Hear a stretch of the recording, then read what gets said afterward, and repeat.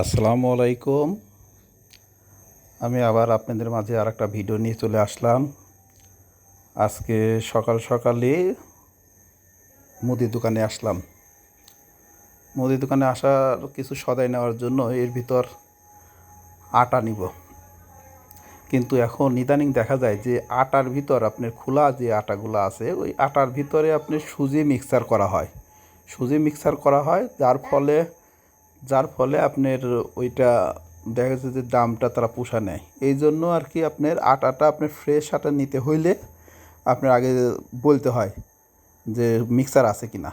এভাবে আমি দু একদিন নিয়ে আর কি বাসায় নিয়ে আসার পরে দেখলাম যে সুজি মিক্সার আসে, যা রুটি বানানোর জন্য খুব সমস্যা হয়। এই জন্য দোকানদারকে বলছি যে যদি আটার ভিতর মিক্সার থাকে তাহলে তুমি দিও না, আর যদি ফ্রেশ আটা হয় তাহলে তুমি আমাকে দিও। পরে দোকানদার বললেন যে না ভাই, আমরা ফ্রেশ আটাই বিক্রি করি। এর আগেও নিয়েছি, পরে আর কি 5 কেজির জন্য বললাম যে তাহলে 5 কেজি দাও, আগে দেখি।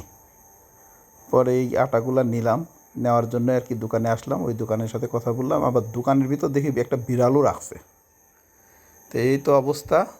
এখন আটা নিয়ে টেয়ে যাবো, কিছুক্ষণের ভিতরে আর কি বাসায় যাব। এই জন্য মনে করলাম যে আপনাদের সাথে একটু বলি এবং ভিডিও করে দেখালাম। এটা হচ্ছে আপনার আমাদের বাসা থেকে একটু দূরে, 4 রাস্তার মোড় বলে আর কি। আমরা থাকি 3 রাস্তায়, 4 রাস্তার মোড়। কারণ ছোটো দোকানের দামও বেশি এবং খারাপ জিনিস বিক্রি করে, আর বড় দোকানে ভালো জিনিস। সবাই ভালো থাকবেন, সুস্থ থাকবেন। আল্লাহ হাফেজ।